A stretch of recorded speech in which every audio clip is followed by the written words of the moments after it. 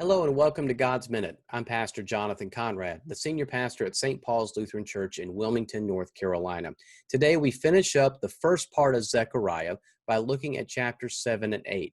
And what we get today is what I'd like to call the bookend passages. And as you hear and read, I think you will see that connection. So let's get to the readings. The bookends. The word of the Lord came to Zechariah saying, "Thus says the Lord of hosts, render true judgments, show kindness and mercy to one another. Do not oppress the widow, the orphan, the alien, or the poor, and do not devise evil in your hearts against one another." But they refused to listen and turned a stubborn shoulder and stopped their ears in order not to hear. They made their hearts adamant in order not to hear the law and the words that the Lord of hosts had sent by his Spirit through the former prophets. Therefore, great wrath came from the Lord of hosts. Just as when I called, they would not hear. So when they called, I would not hear, says the Lord of hosts.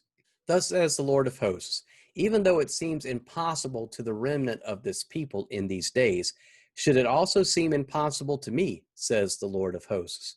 Thus says the Lord of hosts, I will save my people from the east country and from the west country, and I will bring them to live in Jerusalem.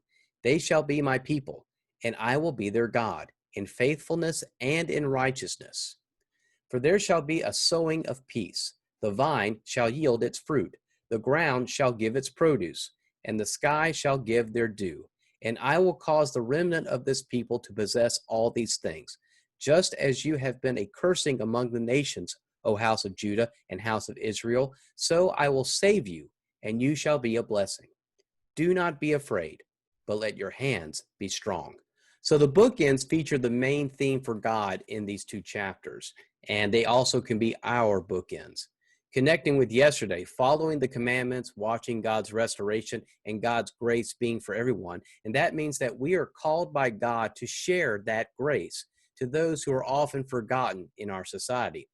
And it also means that we are not to oppress or devise against them, because another theme from this week, God watches everything that we do.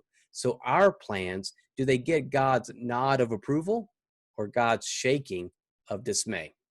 It's important for us to understand this shaking head of dismay, because God tells us in our passage that there was a time when Israel stopped listening. They turned away, and so God stopped listening. God stopped. Now, you would think it would be impossible then to get back into God's graces, but nothing is impossible for God, and that's what God says today. And that means finding the smallest amount of grace that God can muster to give his people another chance. And with this chance, God is listening again. God is talking again. And this time, the people are listening. And so for us, I will ask you to remember the times that you have turned away from God. When you stopped listening, when and how did you turn back? Who was it that helped you change? Who kept talking to you and listening to you? If you have someone or someone's in mind, reach out to them and thank them. And then thank God, because it was God working through them to talk to you. God's love and grace is always working, from beginning of time to the end of time. That's just how God works, because God's love is our bookend. Thank you for listening this week. I hope you have a good weekend, and I will see you next week for another edition of God's Minute. Take care, and God bless.